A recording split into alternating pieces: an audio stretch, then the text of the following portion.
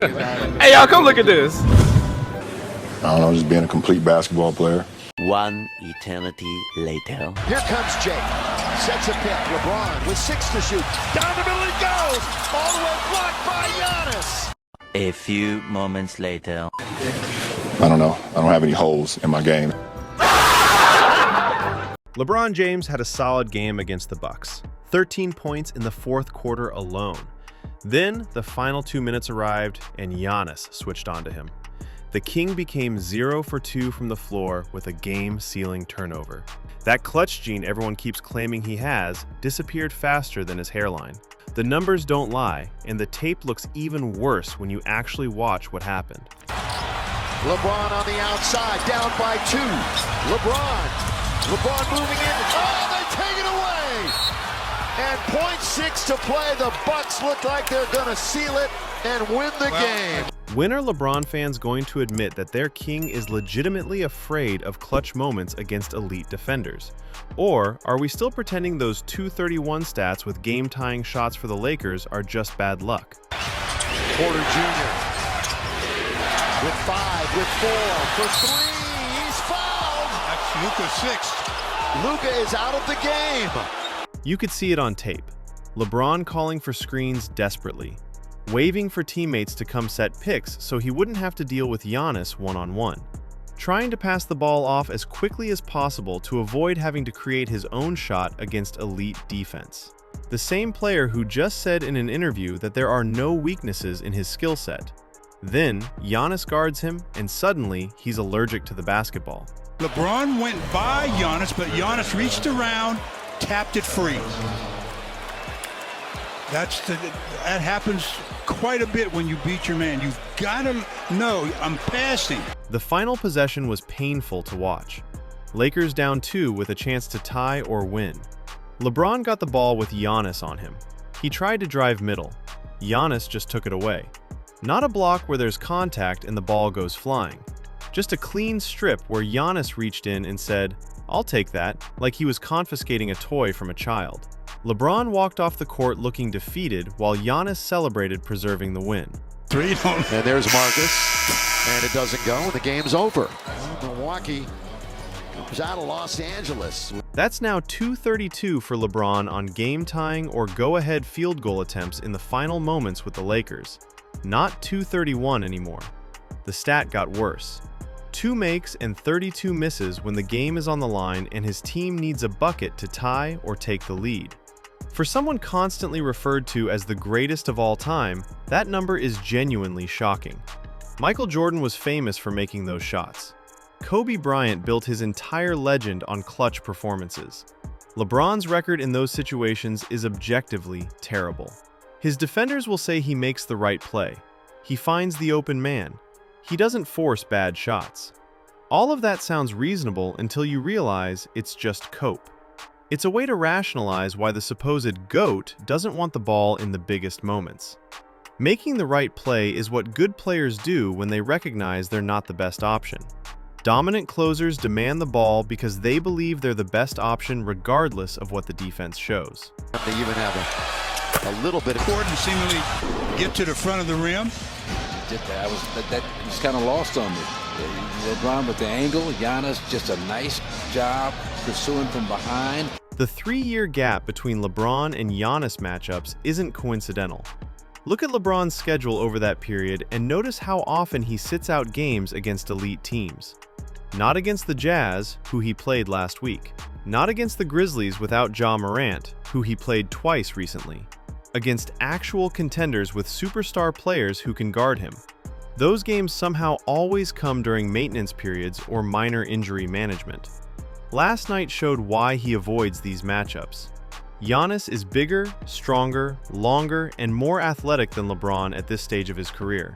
He can switch onto him defensively and completely neutralize everything LeBron wants to do. The drive left into the paint doesn't work because Giannis has the length to contest without fouling. The drive right doesn't work for the same reason. The step-back 3 doesn't work because LeBron's never been a reliable three-point shooter, and now at 41 years old, he's even worse. He's second of the back-to-back, playing really great basketball since turning 41. Lob jam! Doncic, great chemistry there. Now Luka. The 13 fourth-quarter points came before Giannis started guarding him full-time. LeBron was scoring on smaller defenders, attacking mismatches, getting to the rim against players who couldn't physically match his strength. Then, the Bucks made the defensive adjustment and put their best defender on him. Suddenly, those 13 points stopped coming.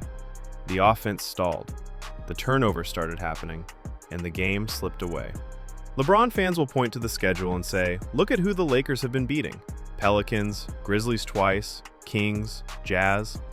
They'll act like that's impressive. That's not impressive. That's beating exactly who you're supposed to beat. Those teams are either tanking, dealing with injuries, or just not very good. A kindergarten team could probably beat the current Jazz roster, and that's not even that much of an exaggeration.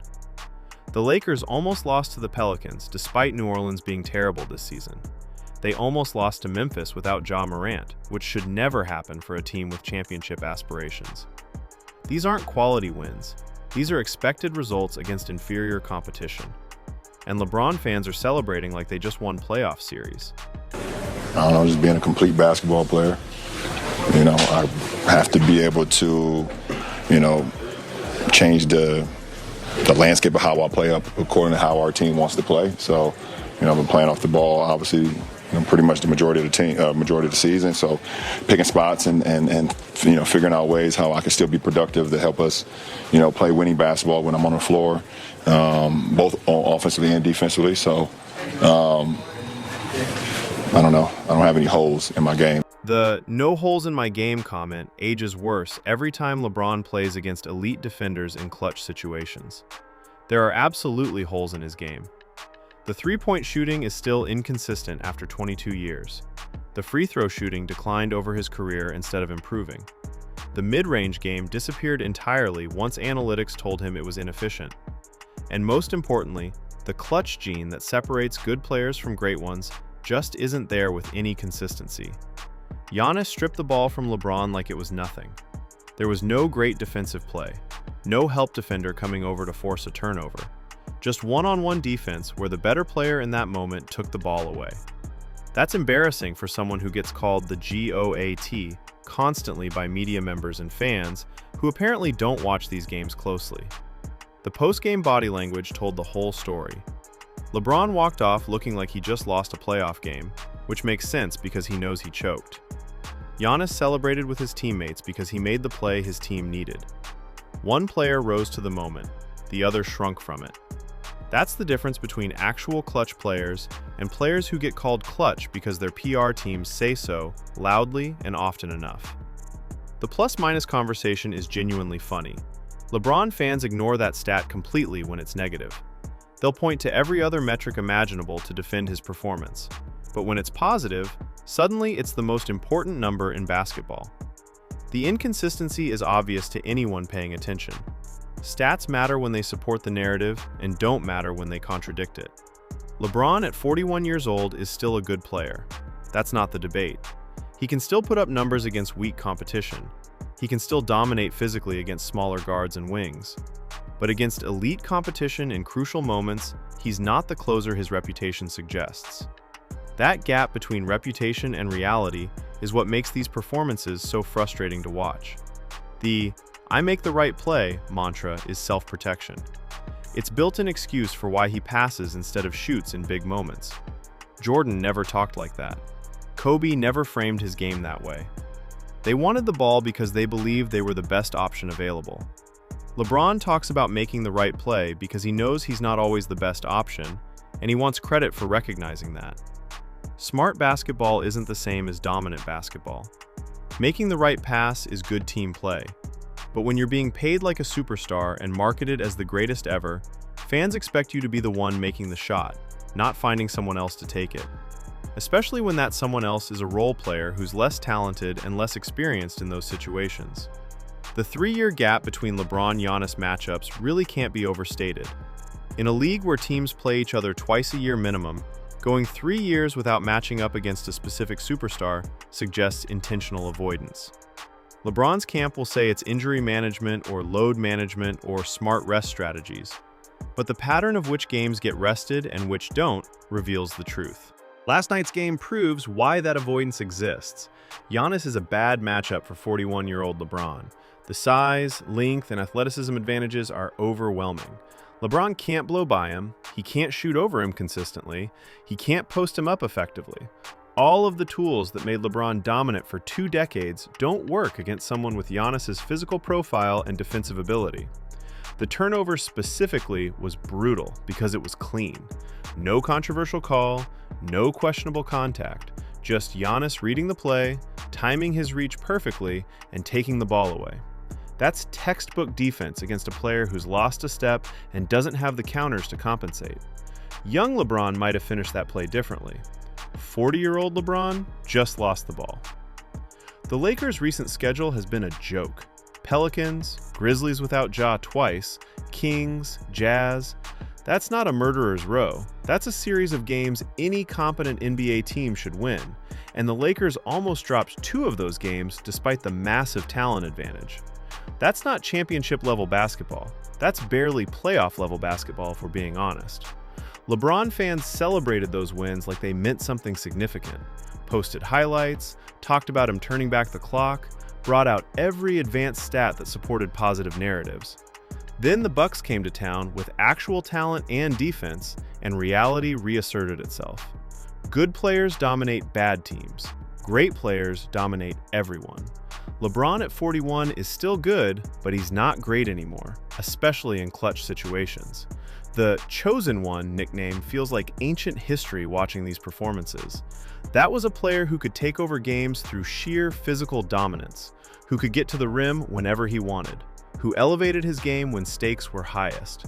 That player doesn't exist anymore.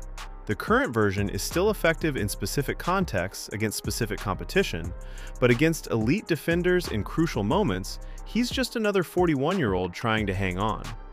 The 2-32 record on game-tying or go-ahead attempts with the Lakers specifically is damning. That's not a small sample size anymore. That's a pattern. That's demonstrable evidence that in the situations where stars are supposed to shine brightest, LeBron consistently fails. You can explain away 1 or 2 misses. You can't explain away 32 of them except by acknowledging he's not clutch in those specific scenarios. Kobe built his entire legend on making those shots. Jordan was famous for them. Even players like Damian Lillard and Kyrie Irving have multiple game winners in crucial playoff situations. LeBron's highlight reel in those moments is much thinner than his overall career achievements would suggest. The championships he won came through sustained excellence across series, not through last-second heroics when everything was on the line. That's fine. Different players win in different ways.